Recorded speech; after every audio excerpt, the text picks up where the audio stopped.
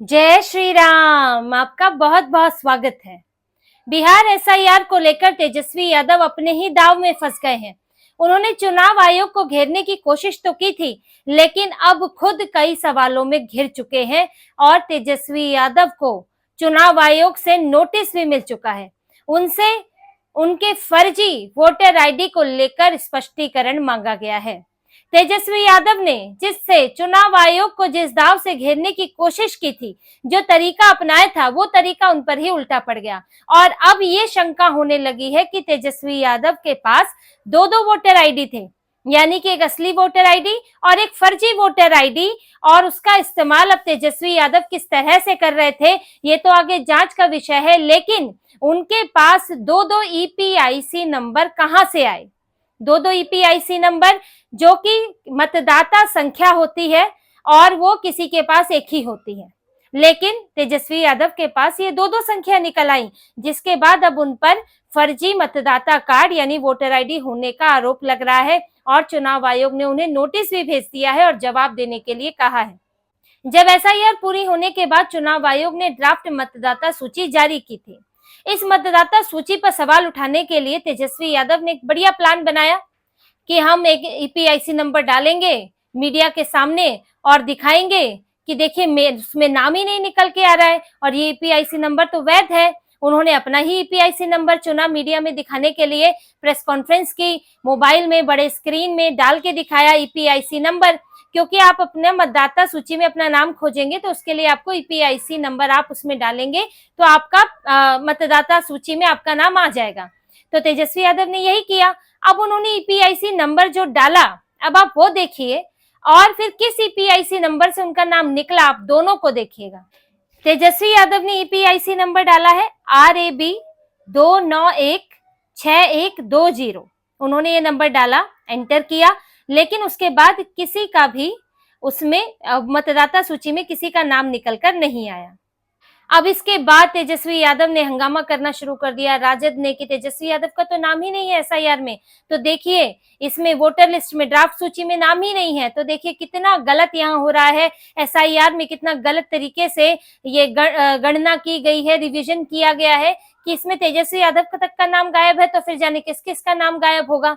लेकिन जब इसमें चुनाव आयोग कूदा और चुनाव आयोग ने छानबीन शुरू की, तब तेजस्वी यादव का मतदाता सूची में नाम निकल आया, लेकिन अलग ईपीआईसी नंबर के बाद। चुनाव आयोग ने जानकारी दी और उन्होंने मतदाता सूची की एक तस्वीर भी लगाई जिसमें तेजस्वी यादव का नाम है और उसमें ईपीआईसी नंबर लिखा हुआ है RAB 0456228 और क्रमांक है 416। और चुनाव आयोग ने यह भी बताया है कि साल 2020 और 2015 में तेजस्वी यादव का नाम मतदाता सूची में इसी ईपीआईसी नंबर से दर्ज है। यानी कि अब ये साफ है कि तेजस्वी यादव इसी ईपीआईसी नंबर और इसी से बने हुए वोटर आईडी के साथ 2020 में, 2015 में उन्होंने मतदान किया है और चुनाव भी लड़ा है इसी के आधार पर। आप तेजस्वी यादव ये नहीं कह सकते हैं कि ये दो दो ईपीआईसी नंबर कैसे जनरेट हो गए और मेरा ईपीआईसी नंबर बदल गया, वो तो ये नहीं कह सकते, क्योंकि अगर बदला होता तो साल 2015 में और 2020 में आपका ईपीआईसी नंबर अलग होता और इस साल जो आपका आ रहा है 2025 में वो अलग होता, लेकिन ऐसा तो है नहीं। तो चुनाव आयोग ने तो प्रमाण दिया है कि 2015 में भी आप इसी ईपीआईसी नंबर के साथ आपने मतदान किया था और 2020 में भी और 25 में भी इसी के साथ आया है। तो यानी कि जो आपने ईपीआईसी नंबर मीडिया के सामने दिया है वो क्या है, वो कहां से आया? अब इसका कोई रिकॉर्ड तो है नहीं चुनाव आयोग के पास, क्योंकि इन्होंने चुनाव आयोग की वेबसाइट पे डाला ये नंबर। अगर ये नंबर किसी और के नाम पे दर्ज होता तो उसका नाम आ जाता। चुनाव आयोग ने भी बताया कि ये नंबर हमारे रिकॉर्ड में नहीं है, ये ईपीआईसी नंबर हमने जारी किया ही नहीं है, तो ये आया कहां से है? यानी कि ये फर्जी है। तो तेजस्वी यादव अपना ही ईपीआईसी नंबर गलत डाल रहे होंगे, ये तो सोचना बड़ा ही मुश्किल है, क्योंकि आप प्रेस कॉन्फ्रेंस करने आ रहे हैं, पूरे मीडिया को बुला रहे हैं, चुनाव आयोग जैसी संस्था पर सवाल उठा रहे हैं, तो यानी कि आप तैयारी तो करके आए थे।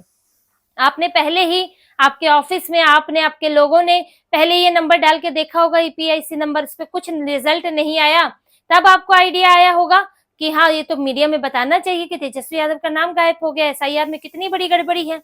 लेकिन अब आप जब मीडिया के सामने गए तो गड़बड़ी आपके ही नंबर्स में निकल आई है।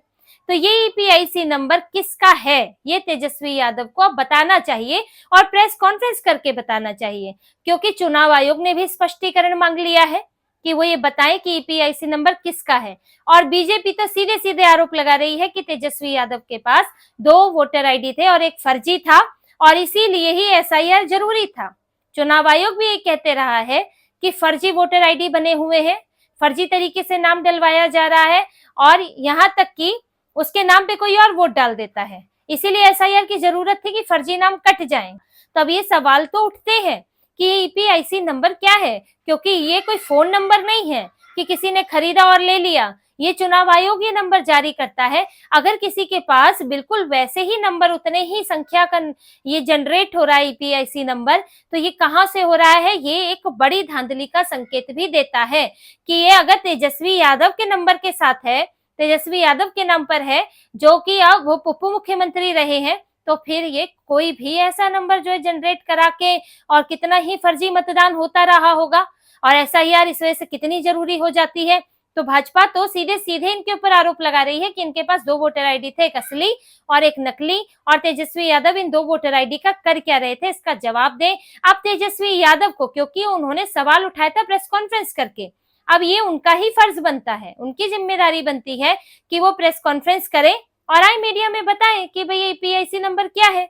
उनके पास कोई फर्जी वोटर आईडी कार्ड नहीं है, लेकिन तब से राजद के नेताओं और तेजस्वी यादव को साफ सूंघ गया है और जब से चुनाव आयोग ने इन्हें जवाब दिया है और स्पष्टीकरण मांगा है, ये नजर नहीं आ रहे हैं और इस मुद्दे पर कोई भी बयान नहीं दे रहे, ना इनके इंडी गठबंधन वाले कोई बयान दे रहे हैं, ना ही एसआईआर को लेकर ये कुछ बोल रहे हैं, क्योंकि अब खुद ही फंस गए हैं। वो गड्ढा खोदने की बात होती है कि किसी के लिए गड्ढा खोदते हो कई बार आप, तो उसी में गिर जाते हो, तो वही इस वक्त तेजस्वी यादव के साथ हो गया।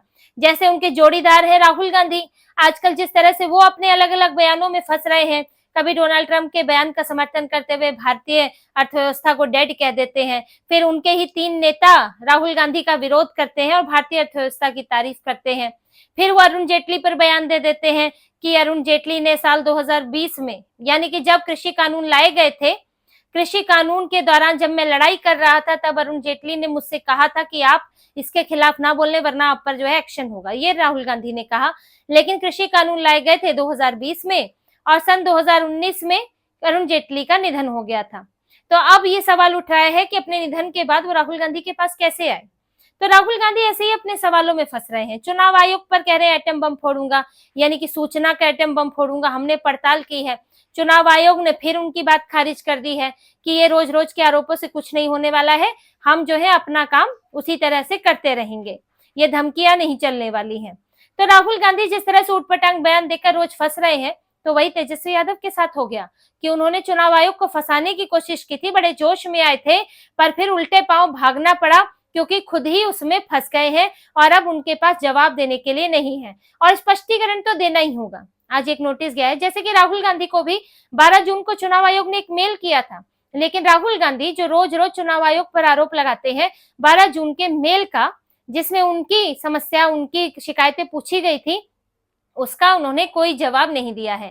भागते फिर रहे चुनाव आयोग से, सिर्फ मीडिया के सामने बयान देते हैं क्योंकि मीडिया कोई सवाल पूछता नहीं, मीडिया जो है जैसे कि तैसे उनके बयान को दिखा देता है, तो उनको आसानी होती है, क्रॉस क्वेश्चन ही नहीं होता है उनके सामने।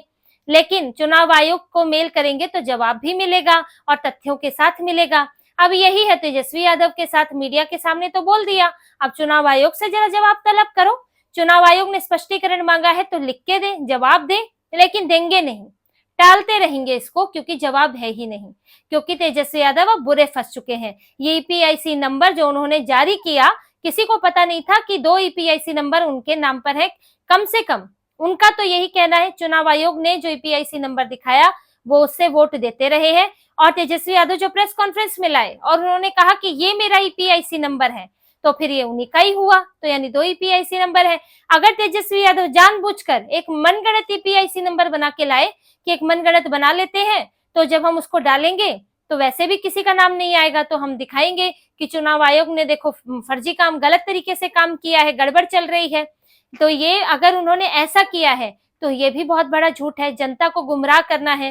देश की संवैधानिक संस्था पर सवाल उठाने के लिए आप जो है इतनी बड़ी साजिश रचेंगे कि एक नकली पीआईसी नंबर ले आएंगे। तो यहाँ पर चाहे ये उन्हीं का नंबर है, चाहे वो इस एक मनगढ़ंत नंबर ले आए हैं, दोनों ही स्थितियों में तेजस्वी यादव फंसते हैं, उनकी गलती है। अगर कोई और तीसरी स्थिति है, कोई और तीसरा कारण है तो तेजस्वी यादव बताएं, क्योंकि अब ये सवाल तो बिहार में उठ रहा है कि क्या तेजस्वी यादव के पास 2 वोटर आईडी थे। देखिए, इनको एसआईआर से इतनी परेशानी है कि किसी भी स्तर पर जाने को तैयार है। अब इन्होंने कहां से ईपीआईसी नंबर लाए यही जाने, लेकिन इन्हें एसआईआर से नुकसान बहुत हुआ है। अब देखिए, सीमांचल का इलाका है जहां पर मुस्लिम वोट है, कई सीटों पर मुस्लिम वोट निर्णायक है। तो इसके 4 जिले हैं, पूर्णिया, अररिया, किशनगंज, कटिहार। इन चारों जिलों में सबसे ज्यादा फर्जी वोट कटे हैं, 9.88%। यहाँ पर पूरा मिला के इसमें सीमांचल के इलाके में सबसे ज्यादा जो फर्जी वोट है, जो वोटर लिस्ट से जो गायब हो गए, अब वो सबसे ज्यादा यही है। इसके अलावा और कहीं नहीं है, सब जगह कटे हैं, लेकिन प्रतिशत इससे कम है। तो यहाँ से भी साफ दिखता है कि किस तरह से जो इनका कोर वोट बैंक है, उन इलाकों से इनके लिए मुश्किल हो रही है। इनके लिए वहां से वोट कट रहे हैं, फर्जी वोट हट रहे हैं। तो परेशानी तो है, लेकिन ये सब तरीके खास चलने वाले नहीं है, क्योंकि चुनाव आयोग के पास हर चीज का रिकॉर्ड होता है।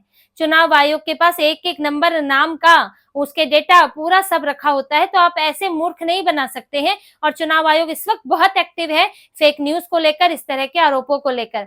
इसमें सबसे सही तरीका इनके लिए ये है कि अगर किसी का नाम छूट गया है, ड्राफ्ट सूची इसीलिए ही कहा गया है, इसे फाइनल नहीं कहा गया है। ड्राफ्ट का मतलब ही यही है कि अगर किसी का नाम छूट गया है, किसी का नाम जो है, किसी कोई दस्तावेज किसी के पास पहले नहीं थे लेकिन अब आ गए हैं, तो वो नाम दर्ज कराएं।